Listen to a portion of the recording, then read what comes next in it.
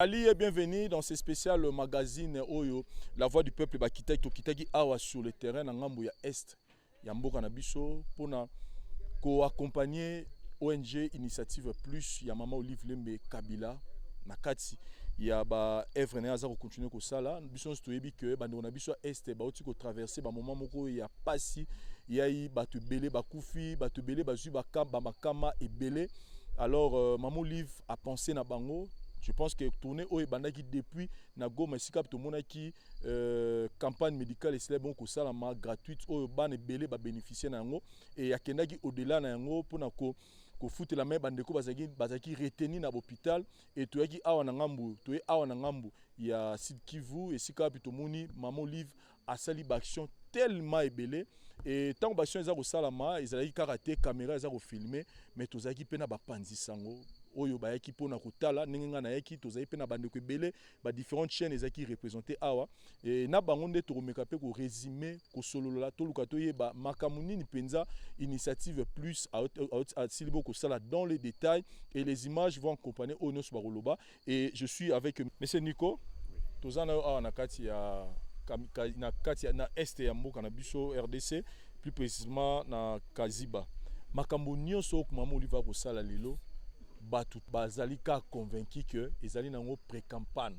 c'est-à-dire que Mama Olive a postulé en 2023 que non soit ko sala ça n'a rien à voir na ONG, ça n'a rien à voir na social et zakaka action ko sala pour na préparer ki bokonzi na ye na 2023 yo zalaki sur place au moni makamne ko leka orolobani. Oui, merci beaucoup estimé pour la opportunité au PSBISO na mokolo lelo. Dans toute chose, je dois d'abord demander à l'opinion, tant nationale qu'internationale, qu'il ne faut pas toujours politiser toute action qui est menée. Si nous devons tout politiser, alors à quelle occasion Moutou Akoki Kosali s'appelle Ndegonaye? Si avant les élections, on politise, après les élections, on politise, mais finalement, or, la Bible nous recommande que celui qui a deux chemises donne une à celui qui en manque. Si vous estimez que non, toutes les actions qu'un Congolais peut poser, beaucoup sont dans un cadre politique, en ce moment-là, moi je me pose la question, la Bible me recommande que ça sabato. Donc ça sabato, na moment nini. Moi j'ai participé. Madame Olive Lembe m'a dit, procureur, toi tu as toujours parlé. Bo kende bo tala boloba obino bomoni. Bo bakisate pe bolongola te. On a vu. Moi je me pose la question. Quelle est cette langue-là oyo soki keno mutu congolais oyo akoki kozana mwana na ye. Mwana wana abotami na malformation. Azangi possibilité que no ba soigner ye. Et qu'il y a une bienfaitrice quelque part à Monique non nasali samwana wana bino ba congolais mabe ezawapi po yozo lingate mutu abota mwana za na pasi malformation wana atikala nango po soki mutu moko azana ba intention ko sali sa asali sa eta po yola koloba que non les actions politiques. C'est quelle conception que vous avez les Congolais? C'est-à-dire, dans le Congo, c'est quelle conception? Avant élection politique, après élection politique. Mais quand est-ce qu'on va poser les actes sociaux, humanitaires? Non, botika babiloko wana. Essentiel. Bolamo oyo ba saleli famille wana. Atanzamba ali kolo akomona. Yo zana ba droit kolekanga congolais te. Ngapela za ba droit koleka yote. Mais pourquoi vous pensez qu'il y a une clique d'individus qui doit avoir le monopole? Il y a qu'au juger l'action ya mutu. Non. Il faut biso ba Congolais. Congolais mon côté. Azana pouvoir, azana monopole. Il y a qu'au jujaka.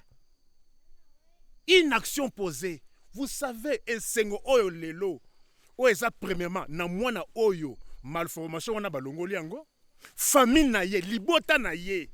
Et songo bakoko zanango parce que yo un simple congolais parce que au CP na mutute au condamné action ya bongo.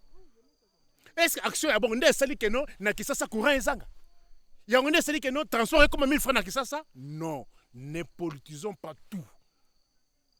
Action au basali et yana ba famille au ba se retrouver famille wana eza esengo pona famille wana malformation wana eyaka eza te que no po mama wana tata na ya mwana wana a 5 kezala.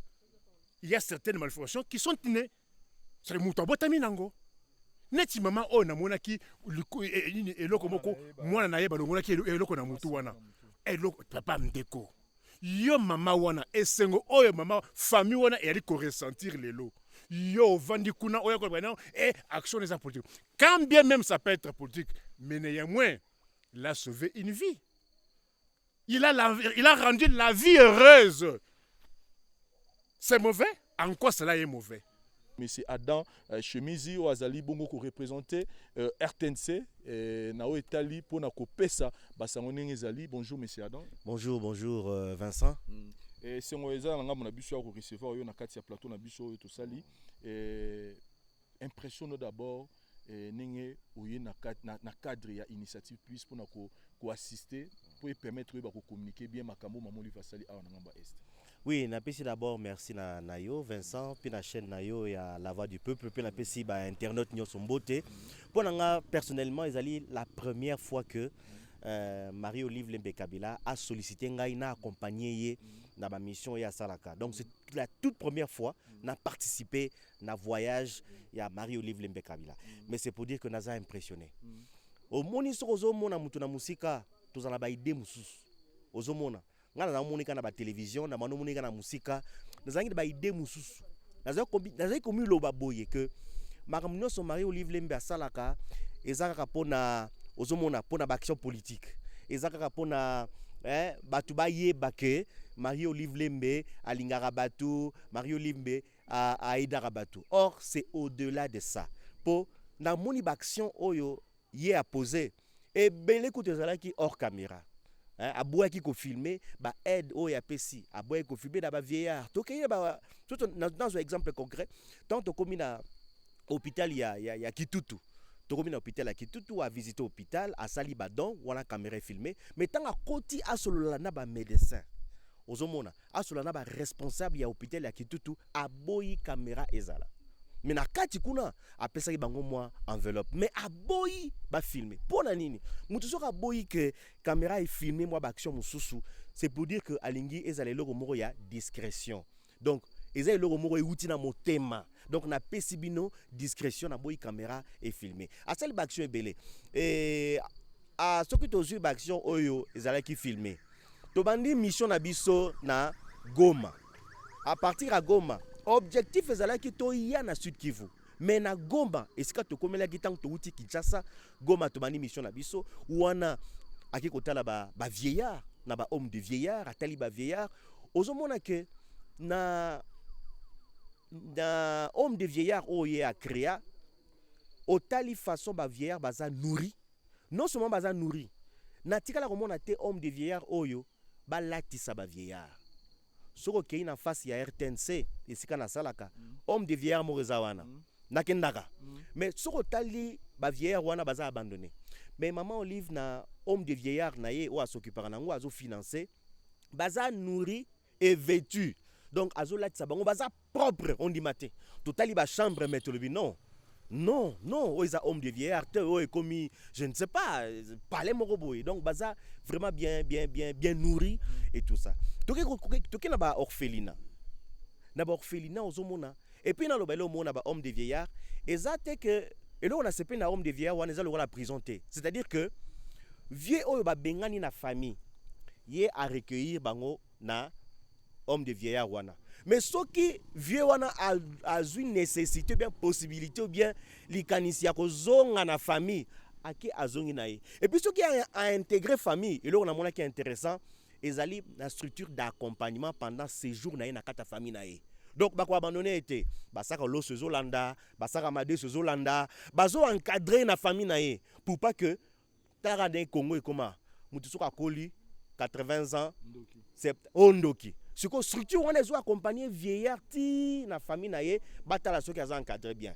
So bamoni que ça va, au bout de 6 mois, au bout d'une année, bon, batiki famille s'occuper. Toke na ba orphelinat. Na orphelinat tokuti bana mona. Donc le plus jeune mona na orphelinat za na 1 année, 1 an. Mona basundeli babwaki, bazu na kati orphelinat. On a vu comment orphelinat on a vraiment bien équipé, bana bazolia bien. Et puis il faut souligner que na orphelinat wana bana mingi bazana eza bana o ba parents ba boma na ba guerre. Exactement. Pour tous na zone moko oyo instabiliser sali makasi. Eza bana mususu baza né à partir ya viol. Baza na kati orphelinat baza ba recueillir bango. Donc soda rebelle a violé mwasi on a commis na zemi ya boti famille boy koza mwasi wana. Et comme mwana wana. Oh aza mwana moko ya malchance mais orphelinat wana ezui mwana wana. Victime de guerre nengo lobi papa kufi mama kufi basundoli bana ba oto mona ba ACR wana bango bazwaka bazuka bana baina bango na capitale baina bango na Goma mais nana kozwa bango en charge et ONG ya Maman Olive Lembe Kabila et recueillir bana wana donc bana wana bazo yemba et puis singa posa kolela baza na parenté papa kufa mama kufa na guerre mais za na mutu moko azui a recueillir bango nzamba za likolo ko mona ba geste wana te ata yo moko voilà wana na kati ya Goma à part donc s'il faut dire à part ba campagne médicale gratuite à Sagi donc to keneki pe au-delà ya des activités wana. Oui, exactement. Pour la campagne médicale gratuite à Sali, na bano ba botama na ba malformation. Mona mususu botama na moi masse mori bimie awa masse mori bimie na mutu gratuitement pour ba opération n'écoute cher sans blague. Na Kinshasa sokela ngaliema et c'est ka ba spécialiste baza ba sala makamwana on dépenser pas moins de $2000. Pas moins de $2000. Mais maman zo mona kaza démuni papa démuni bazui moi en charge ba fouti même pas un rond. Mais baki au-delà parce que après traitement il faut repérer ça bakisi bakisi ba soigner bana wana nyonso et ba médecin oyo baye ba uti ba Lubumbashi ba uti ba Kisangani ba uti bipai na bipai aux frais de Maman Olive Lembe Kabila faut-il bango ba billet bango nyonso ba yé pona ko sauver ba vie ya bana wana et on a vu des enfants bazaki maintenant mourant bi que mona okufa na e mais grâce à l'intervention chirurgicale wana salimi ba professionnel et ba congolais en plus. Voilà. Merci beaucoup Mesada na retenu au Mamouké oazo représenter RTGA awa na kati ya masolo oyo to yoko sala awa Jean-Pierre Kambela lingi ko tokota na bozindo ya ba action Maman Olive asali na ba différentes mboka otangela biso Maman Olive alekaki wa pipi na place o alekaki asalaki nini.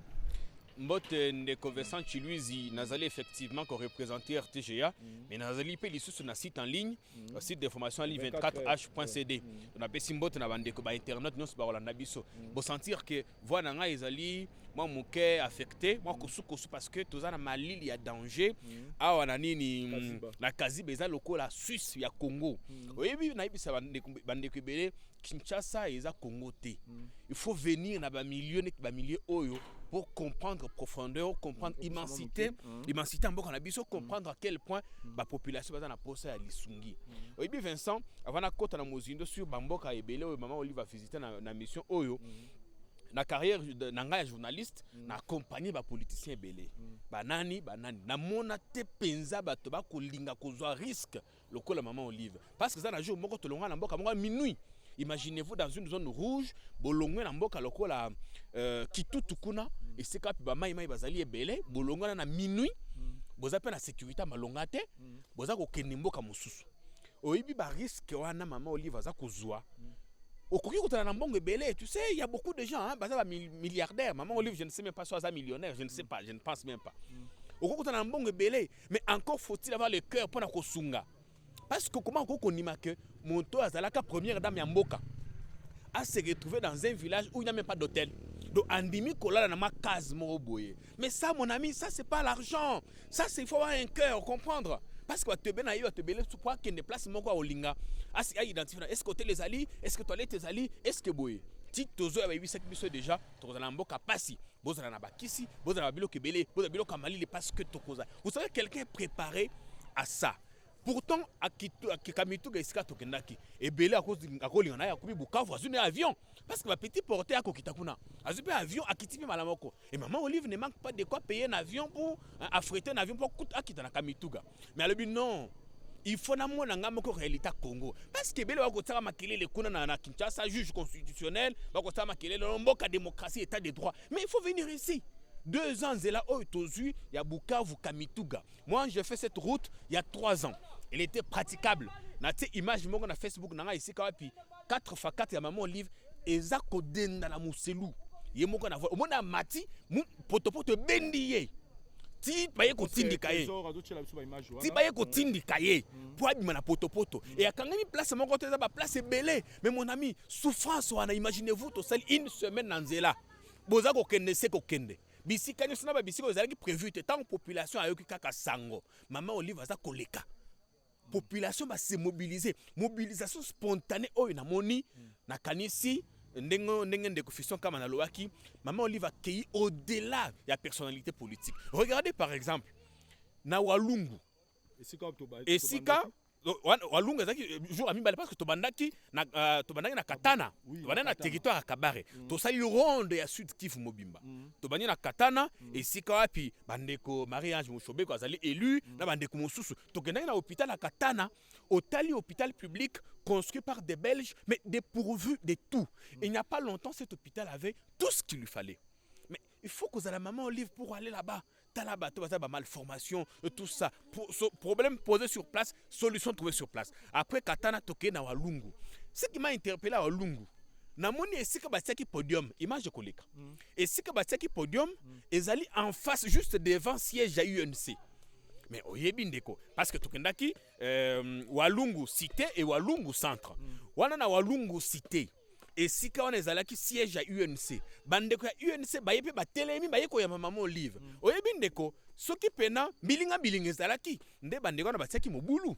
Oyebi tango ndeko Tshisekedi ayaki na Goma, bato babelelaki, caméra aza wapi, Kayen wapi abel on comprendre. Mais na comprendre te comment bandeko ya UNC ba sepeli ko ya maman Olive, babeleli balobi maman trouver biso solution na likamandeko caméra. Vous comprendre? Ça signifie que au-delà des considérations politiques, maman Olive a commis ndenge bandeko ya nani ya francophonie ya Afrique wa pesa kaye trophée de mérite prix wana ya maman oya ko sala kama kamrebele. Pona bandeli une fois Vincent okuki kozala na millions na Kinshasa na Congo a ba millionnaire bazangete baza ebele. Mais combien ba ko se soucier? Yo comment ça libala atiki mobile na 2 semaines durant.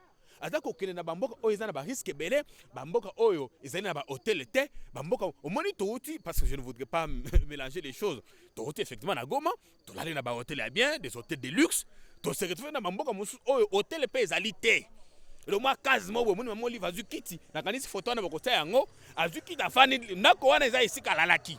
Vous allez comprendre, ça signifie que maman oyo motema malamu na ye eliki mingi. Tolongwe Walungu tokendaki wapi? Tango tolongwe Walungu, wana ezaki deuxième jour parce que na Walungu après to visitaki ba hôpitaux, na Walungu alasaki aposaki première pierre, il y a construction, il y a site universitaire, il y a IS a posé première pierre à construction, il y a posé première pierre à construction, il y a bâtiment administratif, il y a ISP à Lungu, à côté de chef coutumier, à côté de la classe, étudiants, ainsi de suite. Non mais tant oza kokutana na maman Olive oza ko sepela yango moni na yoki na nzema moko balobi mama Olive ugo soki neni bon ba interpréter lenga yango na nini na komaki c'est très important, il faut que je dise ça na komaki yango parce que na tunaki nzembo oyo bisika partout za koleka eza kozonga eza nini elingi koloba nini chauffeur oyo amemaki ngai a expliquer ngai na français le temps que na retrouver texte sika na komaki que nzembo wana toyoki yango malana Walungu partout toleki. Tango tolongo na Walungu, biso ye wana tozu nzela Kamituga. Biso équipe na mutu na biso toki Kamituga toko comme le même jour. Mais ndeko tolali na Mwenga. Toke na boule ke toko ma Kamituga parce que na mamboka nyonso ako telema. Mboka liboso tolemi ezaki na Mwenga. Mwenga chefferie. Wana ezali territoire munene ya nini. Esika wana monde oyo na moni na ko mituna. Mais Congo oyo bato bakoloba ke toza 80 millions et muso bakomi kosa po ebele bato na moni bamboka oyo toko kozala ta 180 millions na moni un monde fou na ebité na mboka parce na discuter ma ndeko mususu jamais personnalité politique atile kala ko yambama lokolo maman Olive yambami wana toutes les considérations au de la opposition au de la muka au de la nini comme ça na te que chef on ezapé moi mingi na ba opposant mais na moni bato nyonso ba se ranger derrière maman Olive asali meeting na ye ayebisi bandeko basambela mpo na mboka arapele lisusu ke senge ali na tongo ake na hôpital général ya Mwenga apesi kuna appareil à radiologie na mboka wana mobimba appareil wana ezalaka te mboka mobimba. Imaginez-vous là-bas il y a jusqu'à 200 000 personnes qui vivent dans ce village, dans ce territoire là. Appareil à radiologie ezalaka te apesi yango apesi table oyo ya bloc opératoire apesi 2,5 tonnes ya médicaments. Imaginez-vous tant qu'on pèse biloko boye na mboka lokola oyo ndeko esengo asuki wana te ndenge ndeko Adam be alobaki abenani na ba personnel soignant hors caméra atiki mwa choke maputa ndenge zalaka ba moustiquaire banini toleki tango tokei to pusani susu liboso wana tokei avant to koma kamiduka to telemaki susu nzela to telemi awa bamboka eleki ebele mais action ya munene siko esalemi na kamituga pe esalemi na Kitutu avant tozonga boye parce que tokendaki to telemi tant kozonga pe to telemi na kamituga tokei nanu mama a s'incliner liboso ya tombe oyebi que na septembre passé une cinquantaine ya ba mineurs bandeko na biso bazala ba mine bakufaki kuna depuis bandeko bakufaka moto moko ta azongaka gouvernement président Tshisekedi asalaka conseil des ministres alobaka ke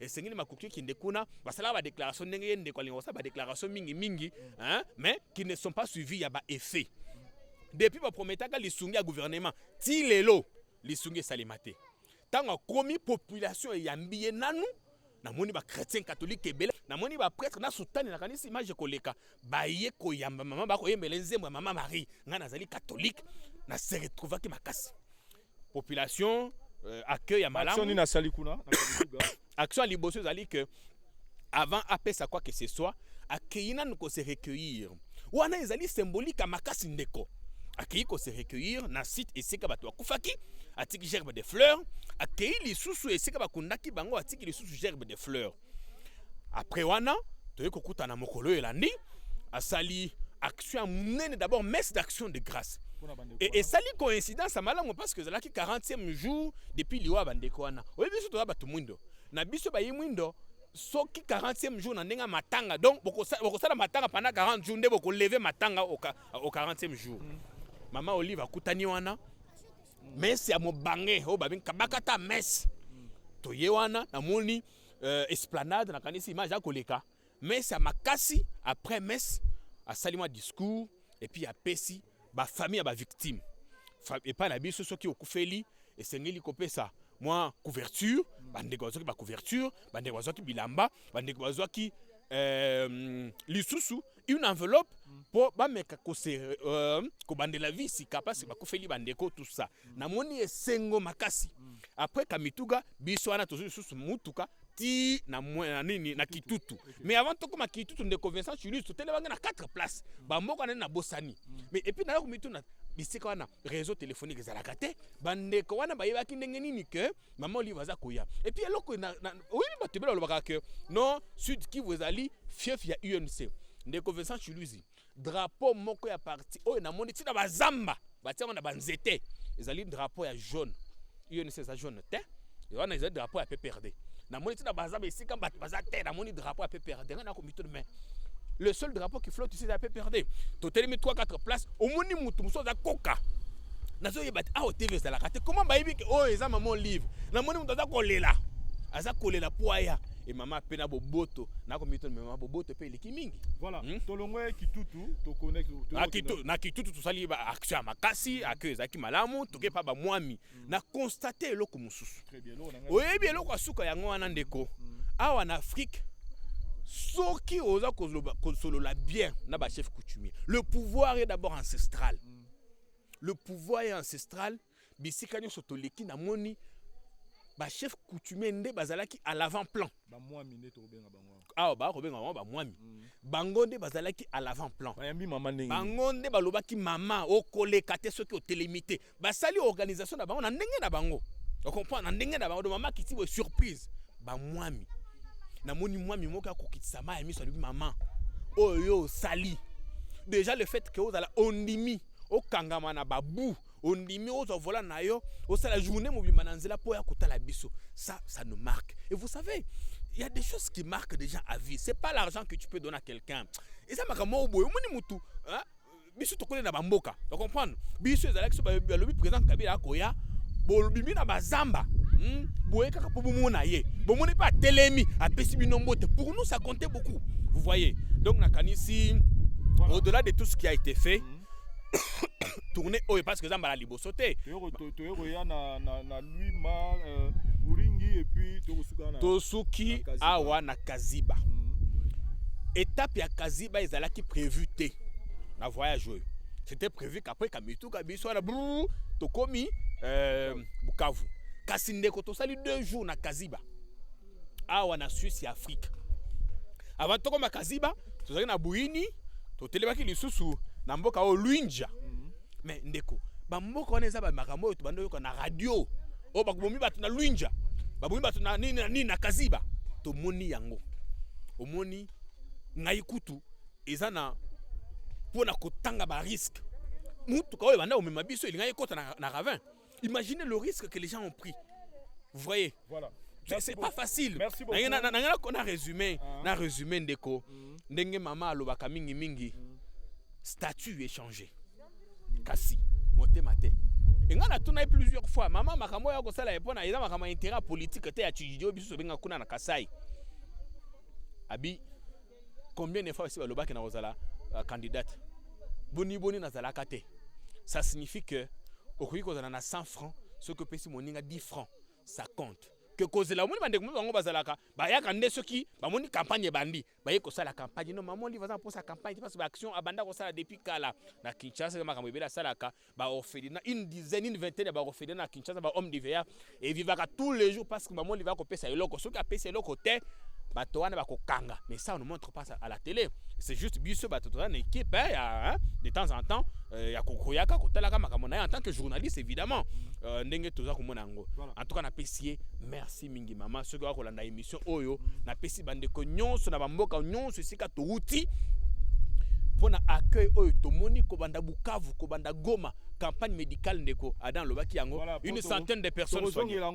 Mais c'est Adam nanga to souligner là mais c'est plus ça kotara déjà nanga to souligner loro ya distribution na moni na ba image bana ebele na kati ya Kamituga parmi baction asali ya minene atali peka ya bana gogo limbola yango nefio ke biso boko toka nzoto malili tant tomoni bana bazo longwa bandako tant azolo bandaku batu bazo landa biso boza la idete ya bandako eza na Kinshasa boza la ba idete ya bandako eza na Poto boza ba idete ya bandako eza na Barumbu non bandako penza mboka penza bandako penza ba case ou ba benga na français ba case ba village bana bazo longwa bandako bazo ya par centaine po ba yoka kike maman Olive azoya azopesa ba cahier azopesa ba sac o to bengi ba kit scolaire donc prévu nini distribution ça qui prévu pour na près de 500-600 enfants mais tu comprendre très plus de 3000 enfants ba tondi na katasa donc plus de 3000 donc plus de 3000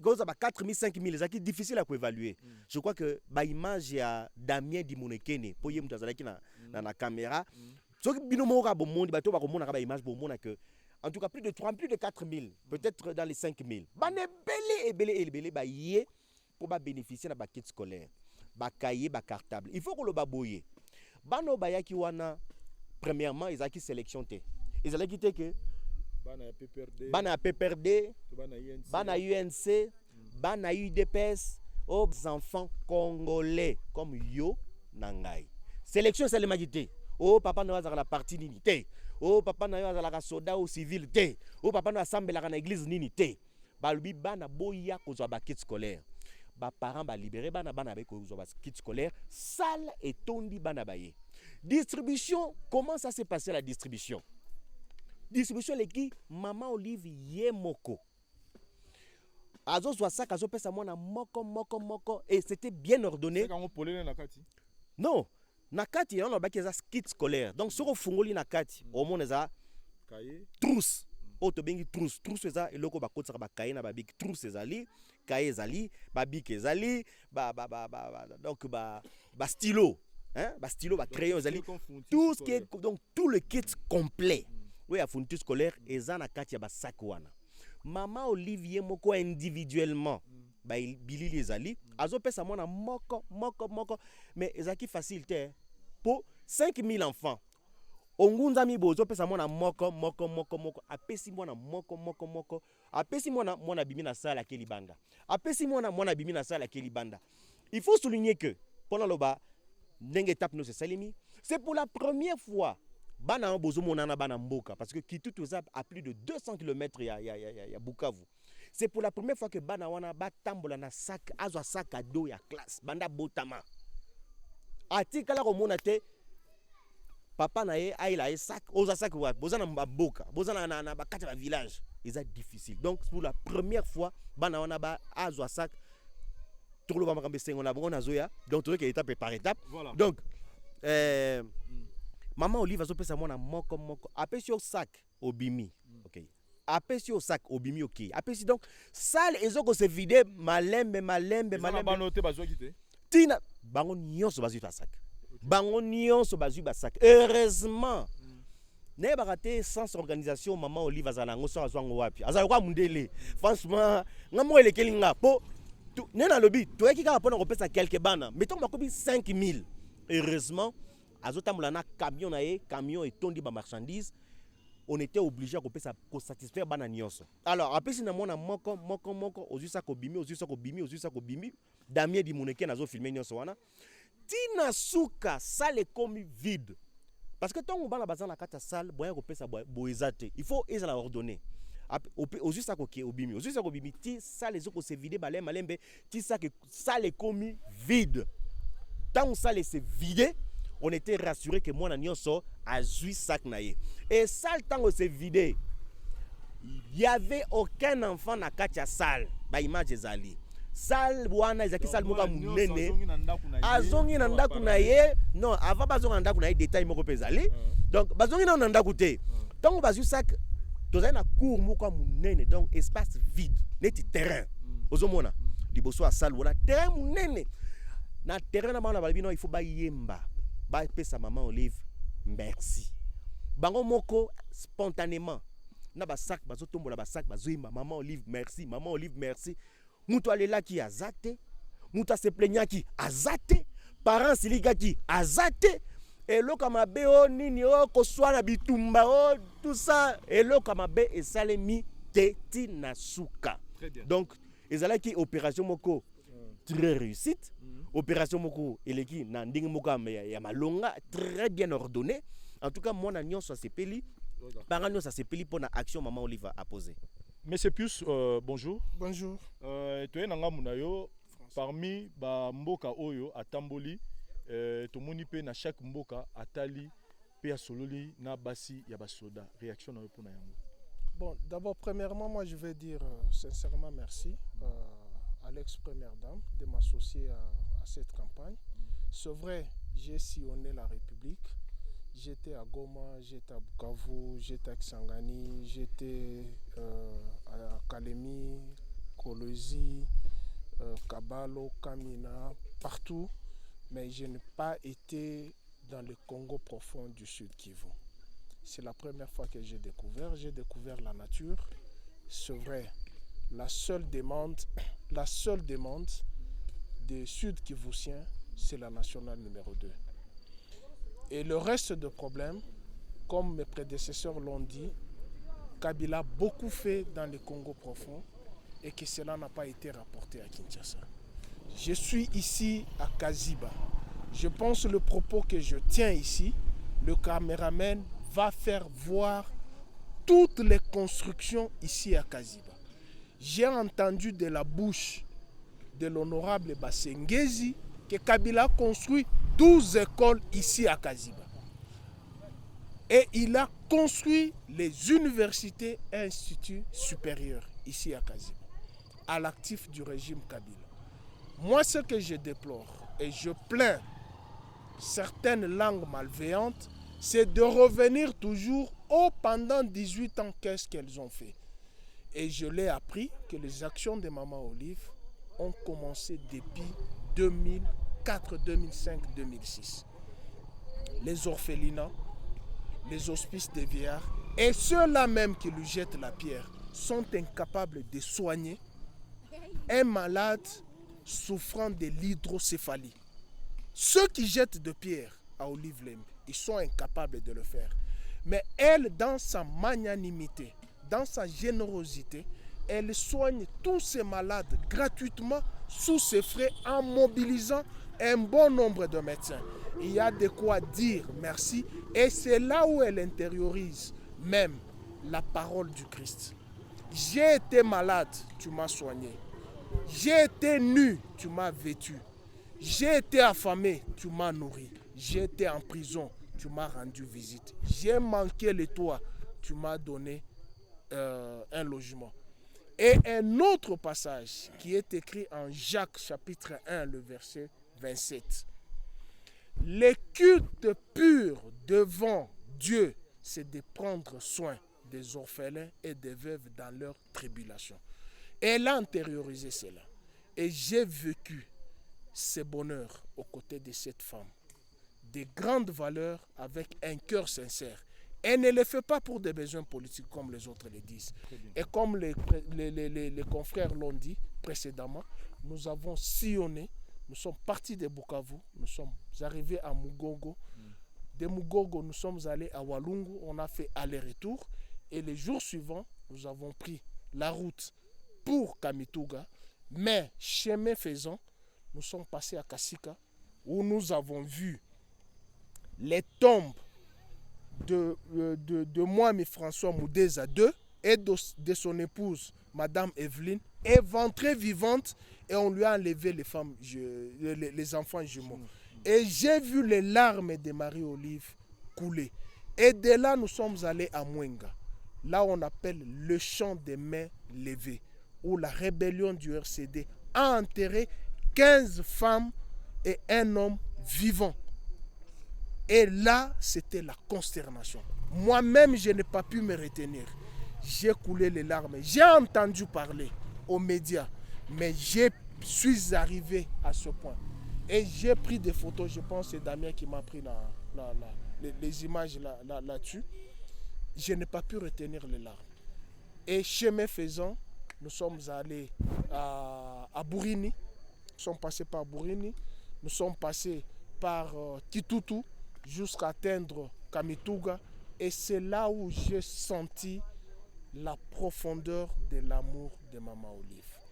Accueillie en triomphe, malgré son entrée triomphale, le même jour, elle est allée s'incliner au cimetière.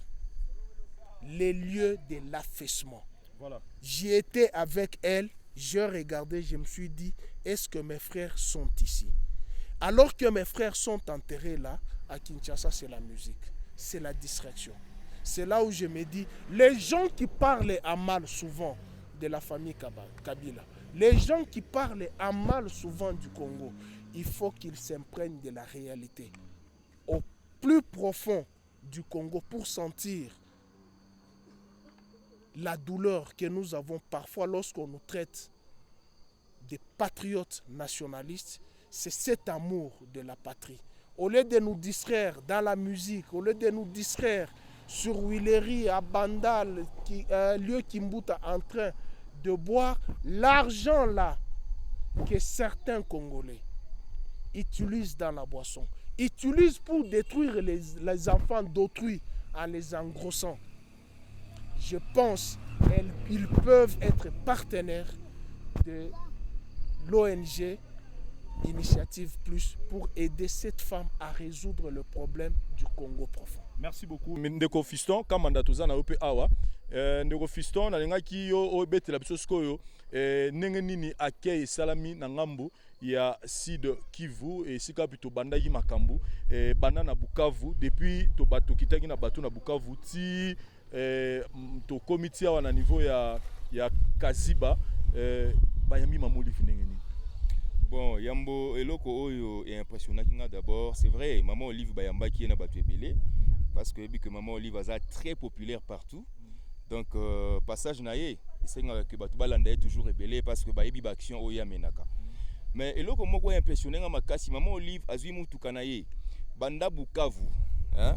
à l'équipe chefferie ebele ba territoire ebele kaka pona koidaka population ozomona donc soko mona ki peut même na ba village mususu bande ko kende ndenge ba bande ko yamba ye ezaki justement esengo ya komona que a se déplacer ye moko na volant akangami na ba potopoto ozali komona akangami na ba potopoto moko okomona pe aleki côté mususu malamu côté mususu aleki malamu te il faut koyeba pe que ba place mususu bande ko leka ezaki lokwa ba zone rouge mais malgré ça alobi ke ngai il faut na koma ti na suka ya mission na ngana Kamituga na kende kotala bandeko na ngai ya ba créseur oyo bazalaki bakebaki na kokufa après éboulement de terre esalamaki oza komona parce que bandeko Kamituga eloko bango balobaki ya motu eza nini balobi banda bango babotama na mboka wana à part ndeko Joseph Kabila oyo aleka kuna na 2011 ezali na mokonzi moko te oyo atikala koya kotala bango même pas ba gouverneur ya ba province mais bamoni maman Olivier moko na volant aleki banzela donc ba potopoto banzamba banini akoti bangomba mati ya kiti po akende kosalisa bato ezali kolakisa nini ezali kolakisa motema malamu ya mama Olive Lembe Kabila ozali komona po tangu ozali komona mama Olive azali kosalisa bato c'est vrai bato musu bakolobaki oh non azali kolinga neti ke postuler to azali kosala ngo justement pona soki ndenge moko bosoki ndenge nini non ezali ndenge na ye ya koede bato parce que abanda ngo lelo te ndeko na ngai kosalisa bato abanda yango lelo te donc abanda ngo depuis kala. Soulignons que na place nyonso azali koleka tozalaki na destination ya Kamituga mais on dirait na chaque nyonso place nyonso koleka namoni kaka kotelema mpona kosunga mpe bato effectivement ndenge omoneli étant que journaliste au sentir vraiment communion ezalaki makasi par rapport ya ndenge bapopulation eza satisfait tomoni ke population bazelaki mingi bazwi moke na ngambo ya mama Olive ndenge kaka na ote koyebisa o ndeko Vincent omoni d'abord kaka ndenge mama Olive ndenge aidaka bato na ba action humanitaire wa salaka eza impossible que mama Olive akita na province moko boye to na territoire moko bayamba ete tu sais que Walungu bato ebele bayebi ke Walungu wana ezalaka justement territoire moko o ezali akina nani na bandeko ya UNC mais tomoni ndenge bato na bato ya UNC bakoyamba mama Olive donc c'est-à-dire quoi c'est-à-dire que Maman Olive a dépassé ba état politique yake non o aza mutu ya boye o aza mutu ya bote donc place o yazali asangisaka bato donc ozala mutu ya ngambu ya gauche tozala mutu ya droite soki omoni mama Olivier moko yebi ke non azali mama boboto azali mama o ya bolingo azali mama o asangisaka bato po ye moko na ba discours na ye yoka kinenga azali koloba azali nationaliste ozali komona siko sens na ye wana ya nationalisme wana nde esalaka ke tango yazali koleka na nzela bato bakolanda ye okomona. Donc, il y a beaucoup de gens qui ont salamaki un peu partout place de l'ékaki. Donc, on a écouté Zali Koutou el Kambourou, Tokyo, le Belamonte, la carte émission, on te dit la montagne belé. Bandego ba Silbo Gozwata Rotala, Makamunyo Sonengeleki.